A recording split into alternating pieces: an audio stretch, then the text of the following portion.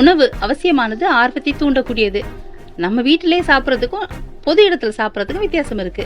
உறவினர்கள் வீட்டு விருந்தில் சாப்பிட்றதுக்கும் அஃபிஷியலா நடத்துகிற பார்ட்டியில சாப்பிட்றதுக்கும் வித்தியாசம் இருக்கு. அஃபிஷியலா போற விருந்தில் ரொம்ப டீசெண்டாக சாப்பிடணும். ரொம்ப பிடிச்சாலும் கூட அலையிற மாதிரி காட்டிக்க கூடாது. இதைத்தான் நீதிமொழிகள் சொல்லுது. நீ ஒரு அதிபதியோட போஜனம் பண்ண உட்கார்ந்தால் உனக்கு முன்பாக இருக்கிறதை நன்றாய் கவனித்துப்பார். நீ போஜன பிரியனாயிருந்தால் உன் தொண்டையிலே கத்தியை வை. அதாவது ரொம்ப கட்டுப்பாடோட சாப்பிடணுமா. இதை விட முக்கியமான ஒரு விஷயம் இருக்கு. தேவனுடைய ராஜ்யம் புசிப்பும் குடிப்பும் அல்ல, அது நீதியும் சமாதானமும் பரிசுத்த ஆவியினால் உண்டாகும் சந்தோஷமுமாய் இருக்கிறது.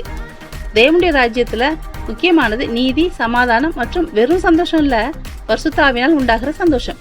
வாய்க்கு ருசியான உணவுகள் உடலுக்கு பலன் தரும். ஆனா ஆத்மாவுக்கு பலன் தர்ற நீதி, சமாதானம், சந்தோஷம் நம்மை தேவ ராஜ்யத்துக்கு உரியவர்களாக்கும்.